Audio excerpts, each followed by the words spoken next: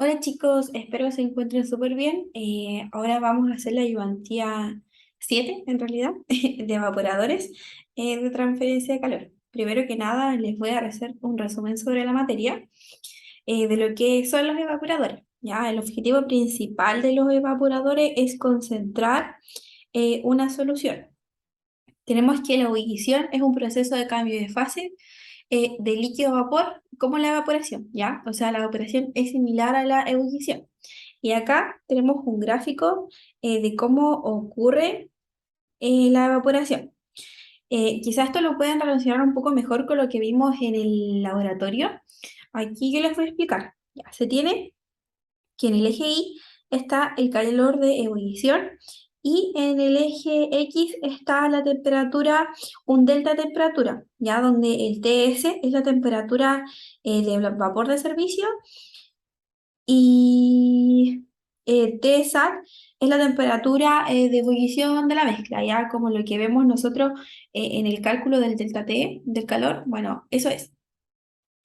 Y tenemos que hasta el punto A, el que ven acá ustedes, hasta este punto tenemos que la transferencia de calor se da por convección natural, debido al movimiento del fluido, ¿ya? O sea, es como en la parte del laboratorio cuando empezamos recién a introducir el calor, el vapor de servicio, y como que el agua empieza como a moverse un poco y se empieza a calentar. Ya en este momento el líquido está sobrecalentado y todavía no podemos ver las burbujas que se forman.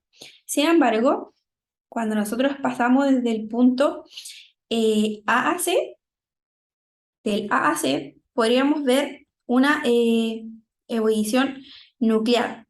¿Ya? ¿Qué pasa en la ebullición nuclear?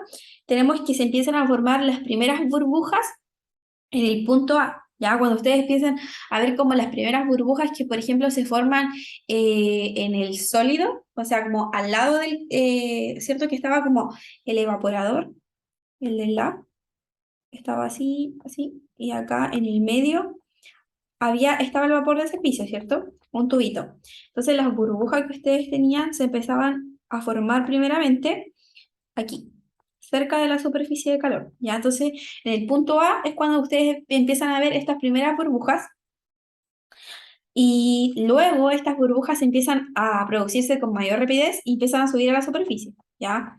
Que estaba como por aquí, ¿ya? Entonces empiezan a, bueno, aquí mejor dicho, empiezan a subir las burbujas, empieza a subir y comienza una agitación muy rápida y el líquido empieza a dar vueltas, que fue parte de la experiencia que vimos, donde ahí ustedes pueden ver una ebullición nucleada. ¿Qué pasa en este momento? Es que como debido a la agitación y la velocidad que hay en el fluido, aumenta el coeficiente de transferencia de calor, y por eso es que aquí podemos ver que existe un flujo máximo de calor, ¿ya? Donde es la ebullición nuclear. Luego, ¿qué es lo que pasa? Del punto C a D, si ustedes ven el gráfico, empieza a bajar el calor. ¿Por qué comienza a bajar el calor? Porque como aumenta la temperatura en el evaporador y se forma una película de vapor sobre el líquido, ¿ya? Aquí empieza a ver, el vapor empieza a ocupar espacio. Ahí como ahí está el vapor, por acá, ¿ya? Empieza a ocupar espacio este vapor y como nosotros sabemos, que la conductividad de los gases son más baja, por ejemplo, a los de los líquidos, se empieza a producir una película aisladora. Entonces, por eso es que baja el calor en la ebullición de transición, ¿ya? Y luego en el punto D alcanzamos el punto de Leinsfroid, no sé cómo se pronuncia, que es como el punto más bajo de calor, ¿ya? Donde ya se formó como una película completa de vapor y tenemos como nuestro punto más bajo, ¿ya? En la realidad, así como industrialmente, es difícil que un proceso como que pase del punto D al E, ¿ya? Es complejo, así que por lo general los puntos de ebullición llegan como hasta el punto D. Bueno, eso con respecto a la curva. Y con respecto a los balances que hay dentro del evaporador, bueno, tenemos el evaporador Y como ustedes recuerdan, entraba una solución que se va a concentrar, ya que era la que venía en nuestro tanque, en este caso del laboratorio era agua con azúcar, que nosotros le vamos a llamar a ese F, que tiene una concentración inicial. En el caso de nuestro laboratorio era el 15%, tenía una temperatura inicial ambiente de 20 grados Celsius y una entalpía, ¿ya? ¿Qué es lo que va a pasar? Que aquí pasa un vapor de servicio, el que está acá, como teníamos en nuestro laboratorio, pasaba por aquí el vapor de servicio. Este vapor de servicio por lo general viene saturado, ¿ya? Entonces viene a una temperatura dada y viene a una temperatura. Y sale acá como un líquido saturado, ¿ya? O sea, se condensa este vapor, que es lo que nosotros vimos en la experiencia del laboratorio, que abajo, si se acuerdan, teníamos un intercambiador chiquito para condensar ese, ese vapor, ¿ya? Porque nosotros en el laboratorio, por lo general quizás viene un poco más caliente, o sea, viene quizás como vapor sobrecalentado, y tenemos que condensarlo para que salga así al tarrito, para que no venga muy caliente, ¿ya? Pero en el caso de efectos así como prácticos y de cálculos, vamos a asumir que es vapor saturado para la simplificación de los cálculos. Entonces, vapor saturado y sale un condensado, que sale con una entalpía HS y sale a la misma temperatura porque sale como un líquido saturado y entró como un vapor saturado, así que la misma temperatura. La temperatura de saturación del vapor de agua de servicio.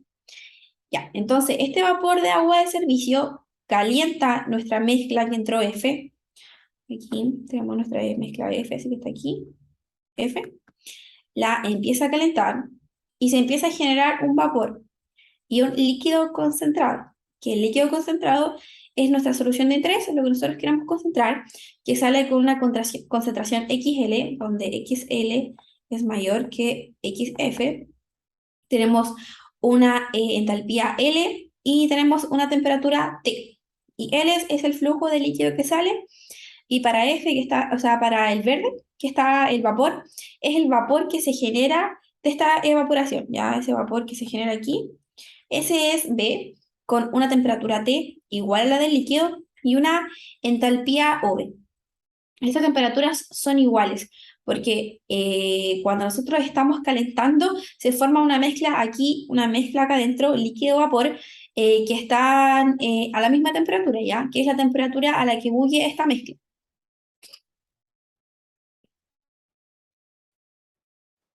Aquí le puse como algunos datos, es que lo mismo que vimos recién. Acá dice BS, flujo de vapor de servicio, HS, entalpía de entrada del vapor de servicio, HS, entalpía de salida del vapor de servicio, TS, temperatura de vapor. Por lo general entra como vapor saturado y sale como líquido saturado, por tanto se usan las temperaturas de saturación a las condiciones dadas, ¿ya? Que es lo que les dije recién.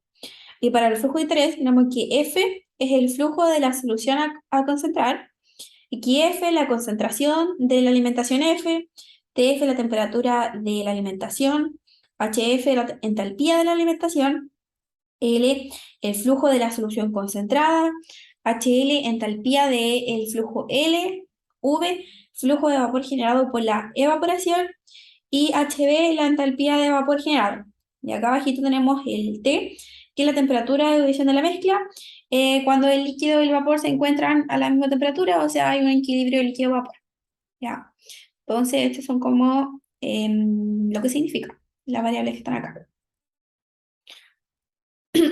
Con respecto al balance de materia, tenemos que el balance de materia del evaporador sería en este caso F es igual a L más B, ¿ya? Y acá tenemos que el balance de materia por componente sería F por XF igual a L por XL más B por XB, que sería lo que está acá, ¿ya? F por XF es igual a L por XL más B por XB. Sin embargo, tenemos que considerar que el vapor que se genera no tiene concentración de sólidos, ya es solo vapor de agua. Por tanto, la concentración de sólidos del vapor es cero. Entonces, nos va a quedar mucho más simplificado. Nos va a quedar así, que lo noté. F por XF va a ser igual a L por XL. Entonces, este va a ser nuestro balance de materias por componente. Con respecto al balance de energía, que es un balance de entalpía, tenemos que lo que entra, ¿ya? ¿Qué entra? Entra F flujo por la entalpía del flujo, más el flujo de servicio por la entalpía de servicio. Ya, lo que entra. Lo que entra es igual a lo que sale. Lo que sale, tenemos que sale el mismo flujo BS por una entalpía HS, también sale B por la entalpía HB y sale L por la entalpía HL. ¿Ya? ¿Qué es lo que está anotado acá? ¿Qué es lo que pasa? Lo que dijimos es que el vapor de servicio, el que está acá, habíamos dicho que entraba como saturado.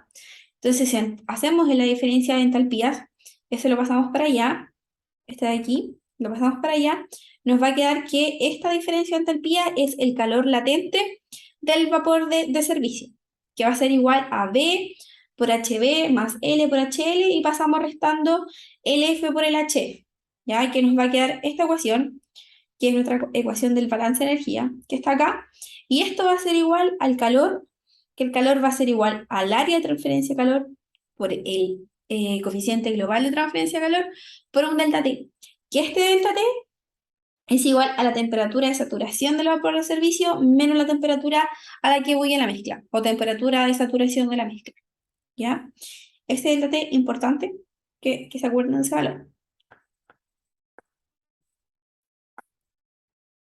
Ya, con respecto a los evaporadores de multiefecto, tenemos que, cuando nosotros tenemos como muchos más efectos, lo que vamos a hacer es como reingresar el vapor que se generó en el primer efecto al segundo, y del que se genera el segundo al tercero, y así para aumentar la eficiencia del evaporador.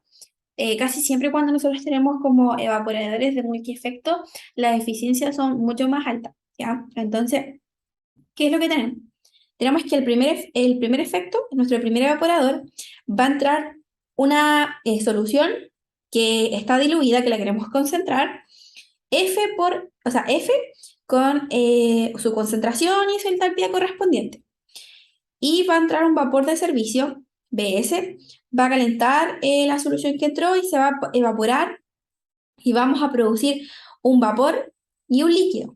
¿Ya? Este líquido que está concentrado, más concentrado que F, va a entrar a un segundo evaporador y este evaporador va a ser calentado por el vapor que se generó de la evaporación del primer efecto. O sea, vamos a recircular ese vapor al segundo efecto y acá en el segundo efecto nosotros vamos a concentrar de nuevo, se va a concentrar la entrada L1, nuestra nueva alimentación, que es L1, se va a concentrar y va a formar un líquido 2 que va a estar aún más concentrado que el anterior y va a salir, se va a generar un vapor 2 que se va a recircular al evaporador 3 que va a producir de nuevo vapor, que es vapor el B3, y va a generar un líquido mayor concentrado, que es el flujo 3. ¿Ya? Entonces tenemos que aquí que XL3 es mayor que XL2 y mayor que XL1 y mayor que XF, ¿ya? Porque se va a ir concentrando todo el rato. Entonces, tenemos que, acá tenemos los balances de materias de los efectos. Tenemos que para el primer efecto, aquí, F, que está acá, va a ser igual a V1 más L1, que es lo que está acá. Bueno, no lo puedo mostrar con el lápiz. Lo voy a subrayar. Ya, entonces tenemos que este, este y este, ¿ya? Que es lo que está acá. Y nuestros balances de materia, o sea, por componentes, F por XF igual a L1 por XL1, porque habíamos dicho que la concentración del vapor era 0, ¿ya? Después, para el segundo efecto, entra L1. ¿Y qué se genera? Se genera el vapor 2 y sale L2. Entonces, L1 es igual a B2 más L2. Y nuestro balance por componentes, L1 por XL1 va a ser igual a L2 por XL2 porque tenemos que la concentración de vapor no hay, es cero, ¿ya? Y para el efecto 3 tenemos que entra L2, se genera un vapor 3 y se genera un líquido concentrado L3, ya que es lo que está acá en el balance del efecto 3. Y tenemos que el por componentes, que sería este de acá, sería L2 por XL2 va a ser igual a L3 por XL3 y no tenemos concentración de vapor, o sea, se nos fue del balance el vapor porque como habíamos dicho, la concentración de vapor es cero. Entonces, tenemos que nuestro balance global va a ser lo que entra igual a todo lo que sale. Entonces, ¿qué no está entrando? Está entrando este, F. ¿Qué sale? Sale B1, sale B2, sale B3 y sale L3. Entonces, va a ser igual a F, va a ser igual a B1 más B2 más B3 igual a L3. Y nuestro balance global por componentes va a ser igual a F por XF igual a L3 por XL3. ¿Por qué? Porque se nos fueron todas las concentraciones de vapor y nos queda una ecuación muy simplificada, que esta ecuación es muy importante que la tengan en consideración, la que está acá, está aquí, importante, porque si tienen como un evaporador de multiefecto, se les va a servir para simplificar como las ecuaciones o sacar valores, datos, etc. ¿Ya? Entonces, ahí tenemos eso. Y el balance de energía, voy a explicar solo el del efecto 1 porque los otros son iguales. Entonces, para el efecto 1, tenemos que entra BS, sale BS, con habíamos dicho que entraba como saturado. Entonces, aquí es un calor latente, el que está acá, el que está aquí. Y igual a B1 por H1 más L1 por HL1 menos F por HF. Ya que fue lo que vimos que lo mismo que vimos anteriormente, pero yo ya lo arreglé y pasé como para el otro lado restando y así. Y tenemos que nuestro calor va a ser igual a BS por lambda S y va a ser igual a 1 por un delta T1, que también fue lo que vimos anteriormente. ¿Ya? Y bueno, algunas consideraciones a tener en cuenta o características es la concentración, ¿ya? Cuando tenemos una solución y la concentramos, aumenta la concentración de sólidos, también aumenta la temperatura de ebullición de la mezcla, que se dice elevación del punto de ebullición, que se le conoce como EP. EP, elevación del punto de ebullición.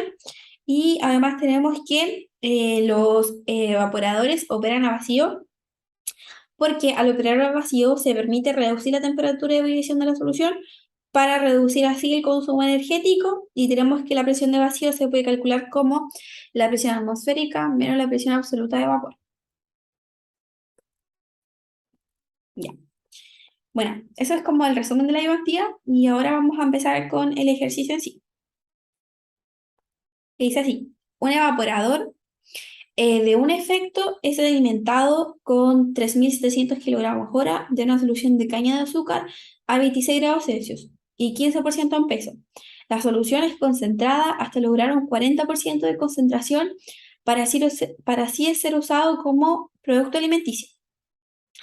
El evaporador opera a una presión de vacío de 40 kilopascal y nos dicen que tiene un coeficiente global de transferencia de calor eh, de 1900 watts partido metros cuadrados, grados Celsius. Y nos dicen que para la operación se dispone de un vapor saturado a 115 grados Celsius, que es nuestro vapor de servicio. Dice que tanto la elevación del punto de ebullición como la capacidad calorífica de las soluciones pueden calcularse como. Nos dan dos ecuaciones que dependen de la concentración. EP, que es la elevación del punto de ebullición, que por ejemplo, ¿cómo se le explico? Ya, nosotros tenemos como aquí un estanque y este estanque tiene agua pura, ¿ya? Agua pura y está, supongamos, a 20 grados Celsius. Y si está a condiciones normales de presión y temperatura, y nosotros queremos que bulla, va a llegar a 100 grados Celsius, ¿cierto? La temperatura de ebullición del agua, a condiciones normales. Pero si yo le agrego aquí azúcar, yo les dije que va a aumentar la elevación del punto de ebullición, po. O sea, ya el agua a condiciones normales con azúcar no va a bullir a 100, quizá ebulla más alto. Entonces, por ejemplo, ya yo le eché, em, quiero que, o sea, la concentro a 15, por ejemplo, a 15 por ciento en peso. Entonces yo, por ejemplo, acá, el 0,15, la composición de azúcar que le añadí, yo la reemplazo acá, po, el valor de X. Y aquí me va a decir cuánto aumenta el punto de ebullición. Supongamos me da un EP, una suposición ya, de 10 grados Celsius. Entonces yo, mi temperatura de ebullición de la mezcla va a ser igual a la temperatura de ebullición del agua más la temperatura, o sea, el EP, ¿ya? Que fue lo que aumentó la temperatura al aumentar como la concentración de sodio, ¿ya? Bueno, aquí va a quedar más mejor explicado. Ahí va, tío. A ver, ya. Y además nos dicen que con temperatura de referencia igual a 273,15, donde X es la concentración en peso. Y nos dicen que, uno, que respondamos las siguientes preguntas. Aquí voy a responder la 1, un espacio más chiquito. Nos dicen, ¿por qué se produce la elevación del punto de ebullición? Entonces, ¿por qué se produce la elevación del punto de ebullición? La temperatura de ebullición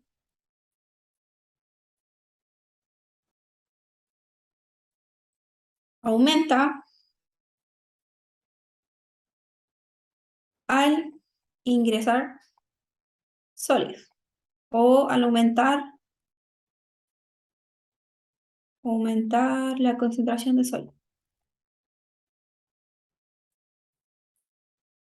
sólido. Por tanto, se produce el EP. Ah, bueno, eso nomás era la respuesta de acá. Súper cortita. ¿Ya?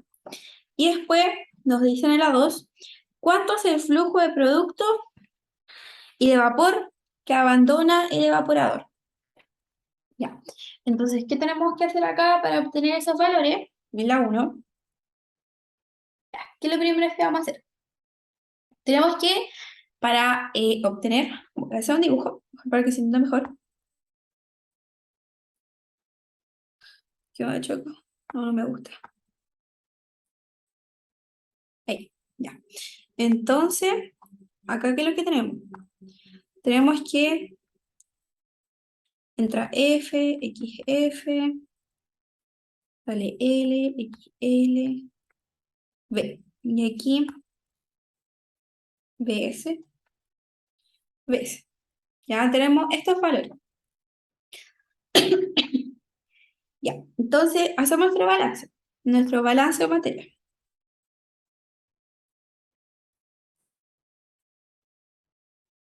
Nuestra balance de materia queda como F es igual a L más B.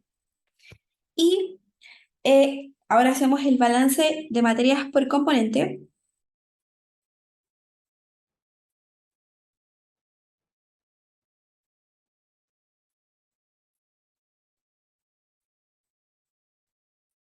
Ya, entonces por componente, F igual a XF, o sea, por XF, perdón, igual a L por XL más B por XF, donde es trasero. Entonces nos quedaba F por XF igual a L por XL. ¿Y qué es lo que tenemos nosotros? Veamos nuestros datos. Nos dicen que un evaporador de un efecto es alimentado con 3.700 kilogramos de una extracción de caña de azúcar a 26 grados Celsius, al 15% en peso. Entonces, aquí pongamos con otro color, con verde los datos. Y aquí ponemos 26 grados Celsius, 3.700 kilogramos hora, 15% concentración. Y nos dice, el evaporador opera a una presión de vacío y tiene un coeficiente global de transferencia de calor D y bla, bla, bla, bla. Ah, y dice que la solución, importante, es concentrar hasta lograr un 40% de concentración. O sea, este de acá sale con un 40% de concentración. Entonces, reemplazamos nuestros datos. ¿Cuánto es F? F es 3700 kilogramos hora por XF, 0,15 igual a L por XL, lo tenemos, 0,4. Entonces L nos va a quedar como 3700 por 0,15 dividido en 0,4.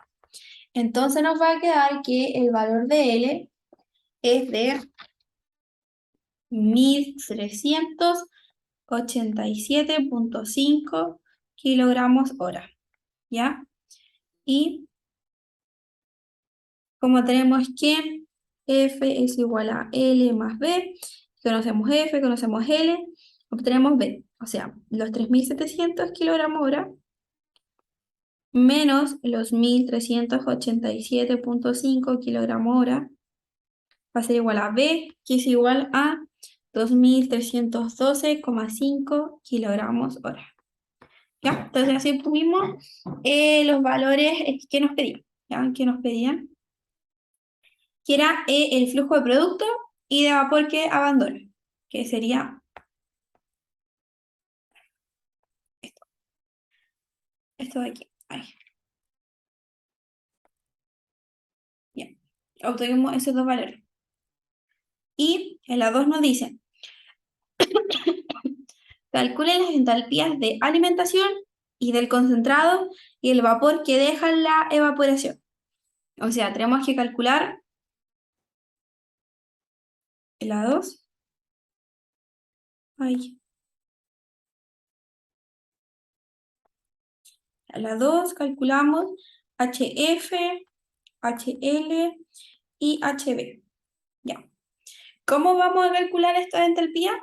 Con una fórmula que se vio en clase, que nos decía que la entalpía se puede calcular como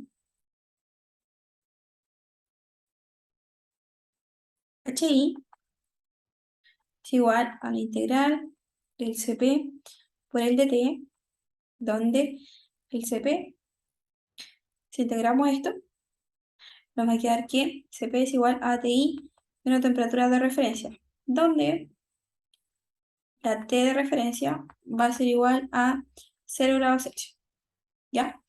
Y para el caso del HF, que es el más fácil, vamos a calcular primero HF. HF sería igual a, tenemos que CP por TI menos TRF. Entonces, ¿cómo calculamos el CP de HF? Subimos acá y nos dan una fórmula. Una fórmula para calcular el CP, que es la que está acá. Que la voy a anotar aquí. CP es igual a 4,187 más 2,348 por X. ¿Ya? Esto de aquí. Ahí se me va el vapor. Y ahora sí. Aquí.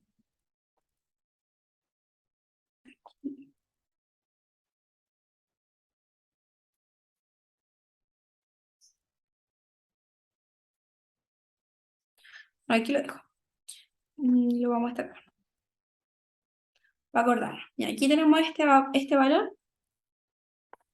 Y ya, entonces HF va a ser igual al CP, que el CP sería 4,187 menos 2,348 por X, aquí sería XF, que XF habíamos dicho que era 0,15 por la temperatura a la que entra este valor, que sería de los 26 grados Celsius.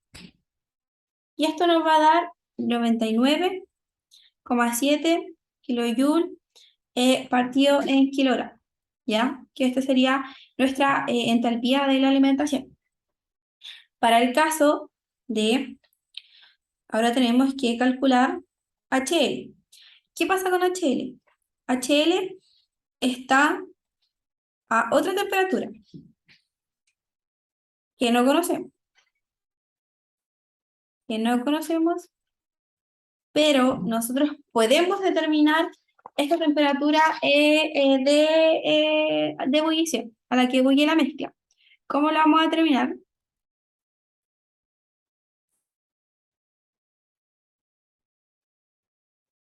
Ya, aquí. ¿Cómo vamos a determinar esta temperatura? La temperatura de ebullición de la mezcla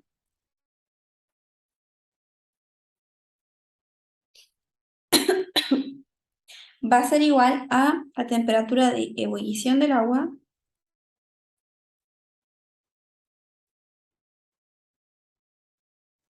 a una presión más LP, o sea, la elevación del punto de ebullición. Entonces tenemos que saber a qué temperatura, o sea, a qué presión está el evaporador dentro del sistema, ¿ya? Tenemos que saber la presión y con la presión a la que se opera, podemos calcular la temperatura de ebullición del agua con las tablas de vapor o bien en internet, en tablas de vapor y más LP, determinamos la temperatura de ebullición de la mezcla. Entonces, tenemos que, habíamos dicho, otra cosa importante que les quiero decir es que, observación, los cálculos relativos a evaporadores deben realizarse en base, si les dejo anotado, a la presión absoluta. ¿Y cómo se calculaba la presión absoluta? Lo vimos en el resumen, que decía que la presión absoluta es igual a la P atmosférica menos la P de vacío. Y nos dice que el evaporador opera a una presión de vacío de 40 kilopascal. Que lo voy a subir para que lo veamos. Aquí. Nos dice 40 kilopascal. ¿Ya? Entonces, acá bajamos y tenemos que nuestra presión absoluta, ay, P absoluta va a ser igual a la presión atmosférica de 101,325 kilopascal menos los 40 kilopascal nos va a dar igual a 61,325 kilopascal. ¿Ya? Entonces tenemos que determinar cuál es la temperatura de ebullición del agua cuando se encuentra a esa presión. Entonces, determinar de ebullición del agua a 61,325. Ahora lo voy a poner aquí igual. 61,325 kilopascal. ¿Ya? Y tenemos que determinar esa temperatura. ¿Ya? Voy a ver si lo busco en internet porque es más fácil. Tablas de vapor saturado por presión. Ya. Hay una página de internet que se llama TLB. Bueno, es que yo lo saco acá porque es más rápido, pero en el caso de cuando ustedes tienen el certamen, el profe le va a pasar las tablas de vapor y ustedes lo pueden buscar, ya como la escribimos en termo. Es. Entonces acá dice presión de vapor, nosotros lo tenemos en kilopascal y nuestro valor es de 61,325. Ay, no me escribe. Ahora sí, 325. Entonces tenemos lo calculamos y nos dice que la temperatura del vapor saturado es 86,487. Entonces le vamos a poner 86,49. 86,5. Entonces, 86,49 grados Celsius. Entonces, esa es la temperatura de ebullición del agua a esa presión. Entonces, ¿qué hacemos ahora nosotros? Calculamos el EP. Entonces, ahora calculamos el EP. Ya. Entonces, nosotros tenemos que nuestro EP, la fórmula era, voy a subir por la que la tengo acá arriba. La voy a anotar. Y chiquito. Vemos que es 32 por X más 15,6 por X cuadrado, que es el P. Entonces aquí lo voy a recortar. De nuevo me llevo el vapor. Aquí.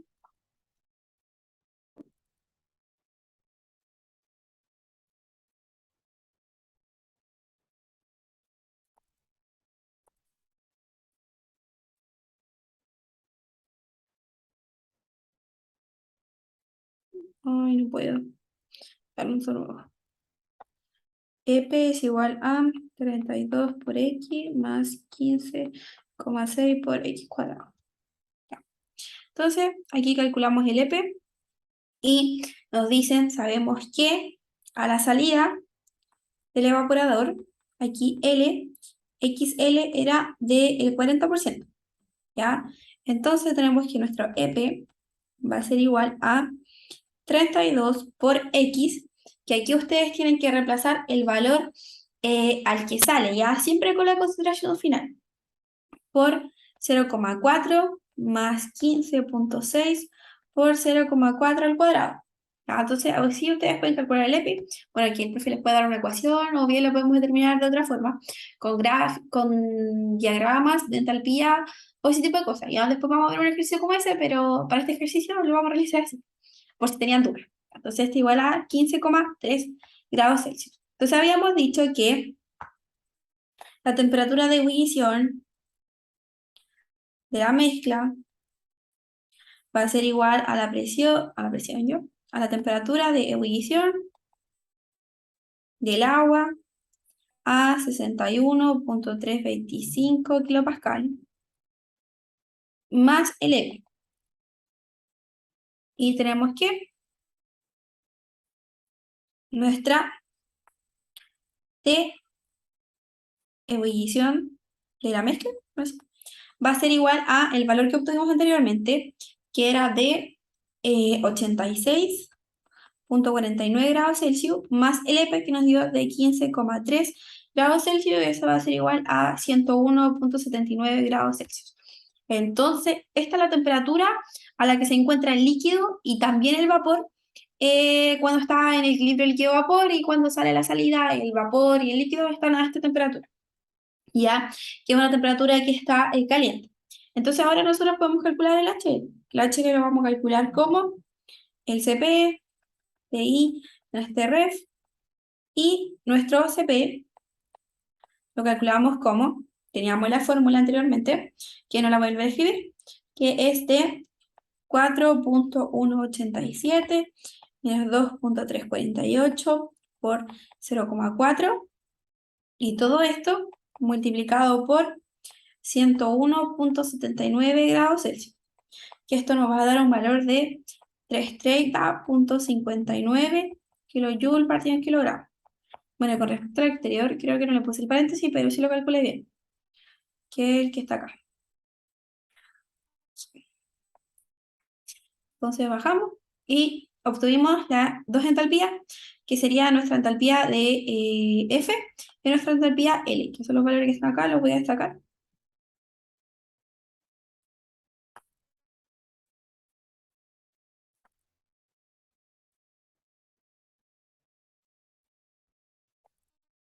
Entonces tenemos esos dos valores y ahora tenemos que calcular HB, porque también nos pedían calcular HB. Entonces tenemos que calcular ahora HB, y para este caso, este vapor se encuentra, ¿en qué estado? Se encuentra sobrecalentado. Ya, ¿por qué se encuentra sobrecalentado? ¿Por qué? Porque como habíamos dicho que este vapor es solo vapor de agua, no tiene concentración de sólido. Y tenemos que la temperatura de ebullición de la mezcla, cuando se forma nuestro vapor de saturación, el vapor de saturación va a estar a una presión de 61,325 kilopascal, y a la temperatura de ebullición del agua a esa presión, que era de 86,49 grados Celsius. pero nosotros no tenemos vapor a esa condición, tenemos vapor sobrecalentado porque tenemos una presión de 61.325 kilopascal a una temperatura de ebullición de la mezcla que la calculamos, que era de 101.79 grados Celsius. Entonces, está a una temperatura superior a la temperatura de saturación. Entonces, tenemos un vapor sobrecalentado. Entonces, como nosotros conocemos presión y temperatura, podemos ir a las tablas de vapor sobrecalentado y calcular HB, ¿ya? Con la presión y temperatura ustedes pueden entrar y buscar los valores. Vamos a buscarlo en internet, la que yo les dije recién. Entonces aquí ponemos tabla, vapor sobrecalentado. Ya, entonces aquí tenemos la página, bueno, que ustedes, como les dije, lo van a calcular con las tablas de vapor. Entonces tenemos 61.325 y ponemos la temperatura a la que se encuentra el vapor, que es 101.79. Entonces lo calculamos y nos da que la entalpía del vapor sobrecalentado es de 2684.5. Entonces, aquí es igual a 2684,5 kilojoules partido en kilogramos. Esa unidad de medida estaba aquí. Sí, kilojoules partido en kilogramos, así que obtuvimos la entalpía de vapor. Ya que esa sería la pregunta 2 del ejercicio de la ayudantía.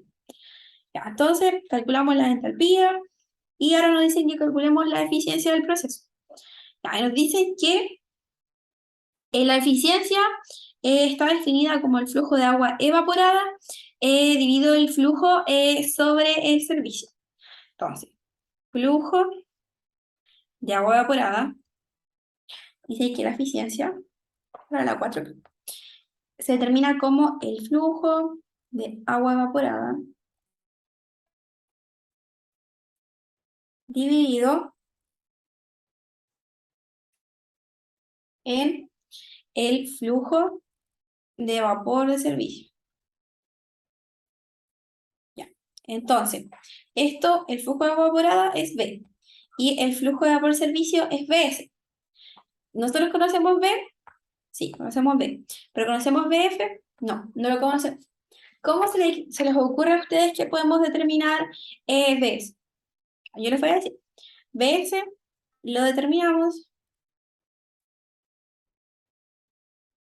con el balance de energía. Ya, entonces nuestra balance de energía era, voy a subir, para que veamos lo que entra y lo que sale. Ya, entonces, ¿cuál sería nuestro balance de energía? Ya, ¿qué es lo que entra? F por HF más BS por HS, que lo poníamos muy en mayúscula, eso va a ser igual a L por HL más B por HB. ¿Ya? Entonces bajamos y anotamos nuestro balance.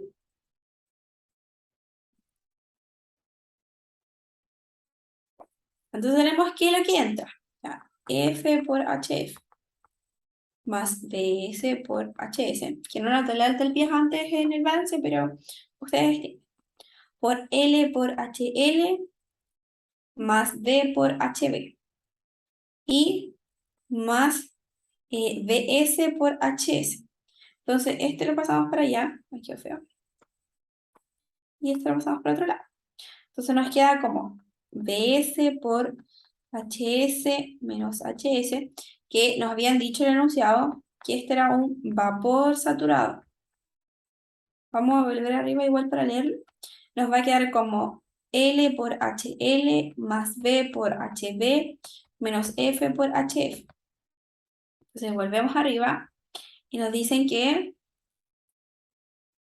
dice, para la evaporación se dispone de vapor saturado a 115 grados Celsius.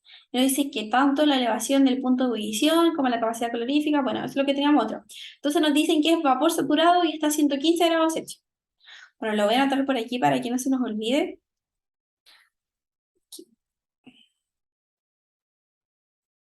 Vapor de servicio saturado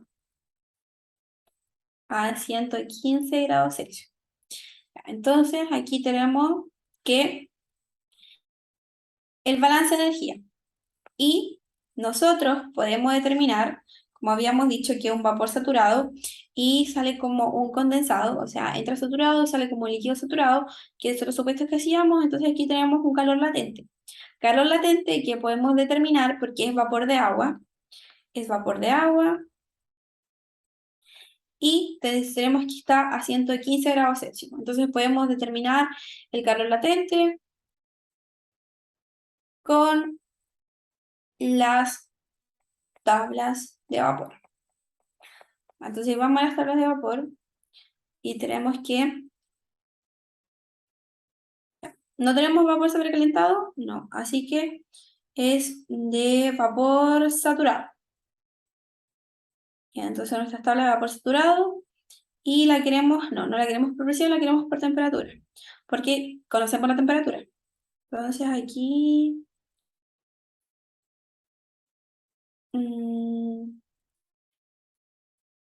no, aquí abajo. Ya, tabla de vapor por temperatura. Entonces aquí nosotros ponemos la temperatura. En este caso nosotros tenemos que es 115 grados Celsius. Y es vapor saturado, ya, tabla de vapor saturado por temperatura. O sea, ustedes ponen la temperatura y les van a poner, va a ser todos los valores de las propiedades del vapor saturado. Entonces nos dicen que el calor latente del vapor es de 2216,03.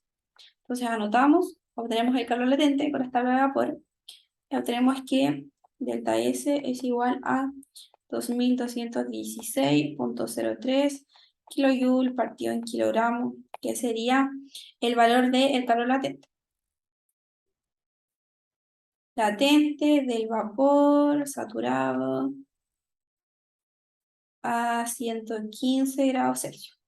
Ya, entonces obtenemos el calor latente y ahora tenemos todo para obtener BS. ¿Por qué? Porque conocemos esto, conocemos este y este. Ya, conocemos todos los valores. Ya, los vamos a anotar para no olvidarnos. Entonces, tenemos que delta S igual a 2216,03 kilojoule partido en kilogramo. Ya. Tenemos que L y B, F era 3700 kilogramos hora. Vamos a buscar cuánto era L y cuánto era B. Entonces tenemos que, acá arriba, L 1387,5, 1387,5, 1387,5 kilogramos hora. Y B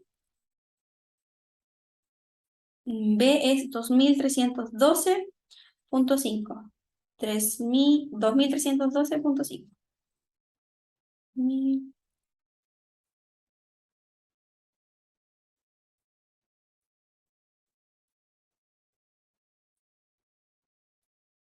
Entonces será 2312,5 kilogramos hora. Ya, entonces teniendo estos valores, y además tenemos las entalpías, que la entalpía HL, HB, HF,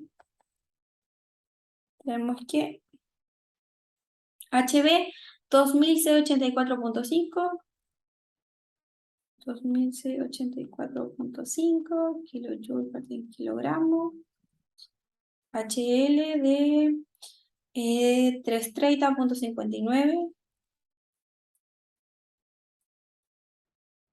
kilojoules por kilogramo, y HF era de 99,7. 99,7 kilogramos hora. Entonces tenemos estos valores y nos queda solo reemplazar estos datos. Bueno, aquí se los dejo como tarea a ustedes. Reemplazar todos estos valores acá y despejar BS. ya que DS nos va a dar un valor de 2841,89 kilogramos hora, ¿ya? Nuestro valor de DS, me quedó muy feo. Valor de DS, ¿ya? Entonces de el vapor de servicio, flujo.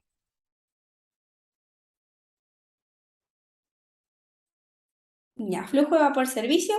Y como ahora nosotros conocemos el vapor de servicio, habíamos dicho que la eficiencia se determinaba como el flujo de agua evaporada partido en el flujo de vapor de servicio. Entonces, aquí B partido en BS por 100%.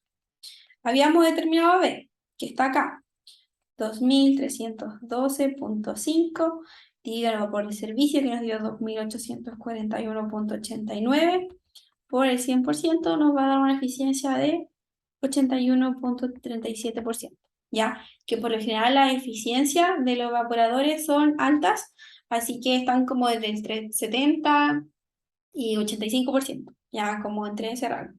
70, 85%, quizás estaba ese valor. Bueno, pues si les da como 69, 68, según yo también está bien. Ya, pero son eficiencias relativamente altas. Eficiencias relativamente altas. Ya. Y para el caso de la otra pregunta, que es la última pregunta que nos queda, que nos dice, calcula el área de transferencia de calor requerido. Entonces bajamos y ya nos dice, cálculo, área, transferencia de calor. ¿Cómo se les ocurre a ustedes calcular el área de transferencia de calor? Bueno, a mí se me ocurre que el calor es igual a A por el U por el delta T, o el LMTD que nosotros calculamos para los intercambiadores de calor. Ya. ¿Conocemos el calor? Sí, conocemos el calor. ¿Cómo lo podemos determinar? A través del balance de entalpía. Teníamos que, lo voy a volver a anotar, Vs por lambda S es igual a F, no, malo, L por HL más B por HB menos F por HF. Entonces, tenemos que Bs por lambda S va a ser igual a nuestro calor, que va a ser igual a A por el U por el delta T. ¿Ya? Podemos calcular este calor. Aquí este calor nos va a dar de... No sé si lo tengo calculado. Momento. Sí. Este valor de Bs por lambda S, bueno, que el valor está más arriba, que no me acuerdo de los valores de memoria, no los tengo aquí anotados, son de 2.841 por 89 kilogramos hora por lambda S, que lambda S era de